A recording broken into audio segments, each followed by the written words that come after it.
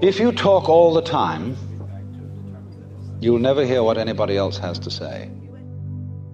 Therefore, all you'll have to talk about is your own conversation.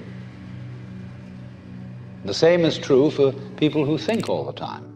The constant chit-chat of symbols and images and talk and words inside your skull. Now, if you do that all the time, you'll find that you've nothing to think about except thinking. And just as you have to stop talking to hear what others have to say, you have to stop thinking to find out what life is about. And the moment you stop thinking, you become into immediate contact with what Korzybski called, so delightfully, the unspeakable world, the non-verbal world. Some people would call it the physical world. But these words, physical, non-verbal, material, are all conceptual and is not a concept.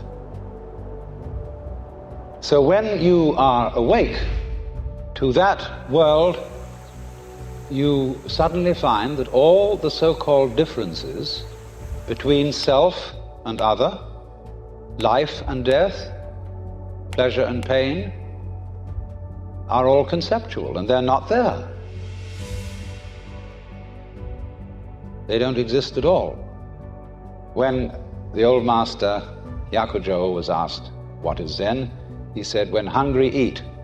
When tired, sleep." But they said, "Well, isn't that what everybody does? Aren't you just like ordinary people?" Oh, he said, "No, they don't do anything of the kind. When they're hungry, they don't just eat, they think of all sorts of things. When they're tired, they don't just sleep, but dream all sorts of dreams." We have been running around far too much. It's all right. We've been active, and our action has achieved a lot of good things. But as Aristotle pointed out long ago, and this is one of the good things about Aristotle, he said the goal of action is contemplation. In other words, busy, busy, busy, busy, busy, but what's it all about? Especially when people are busy because they think they're going somewhere. They're going to get something and attain something. There's quite a good deal of point to action if you know you're not going anywhere. If you act like you dance, or like you sing, or play music, then you're not going anywhere. You're just doing pure action. But if you act with the thought in mind that as a result of action, you are eventually going to arrive at some place where everything will be all right, then you are on a squirrel cage, hopelessly condemned to what the Buddhists call samsara, the round or rat race of birth and death. Because you think you're going to get somewhere. You're already there. But the point is that one cannot act creatively except on the basis of stillness.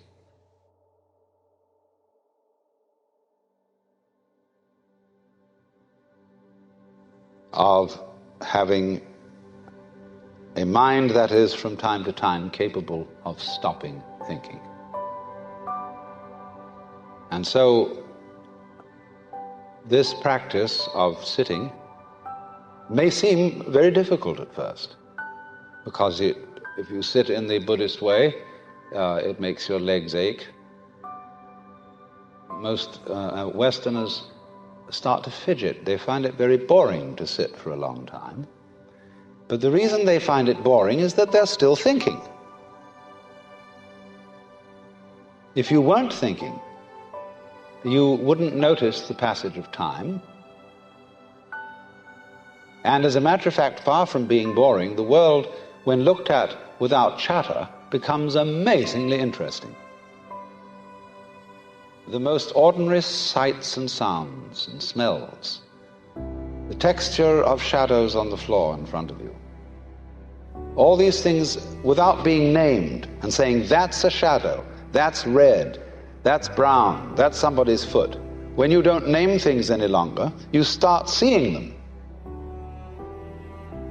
You see, if you force sound into 5 tones, you force color into 5 colors, you're blind and deaf. The world of color is infinite, as is the world of sound. And And it is only through stopping, fixing conceptions on the world of color and sound that you really begin to hear it and see it. So this, shall I be so bold as to use the word discipline of meditation or zazen, lies behind the extraordinary capacity of Zen people to develop such great arts as the gardens, the tea ceremony, the calligraphy, and the grand painting of the Sung dynasty and of the Japanese Sumi tradition. They found in the very simplest things of everyday life magic.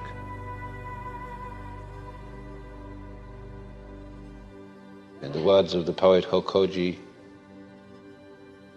marvelous power and supernatural activity, drawing water, carrying wood. The easiest way to stop thinking is first of all to think about something that doesn't have any meaning, or listening to a sound that has no meaning, because that stops you thinking, because you become fascinated in the sound. Comes a point when the sound is taken away,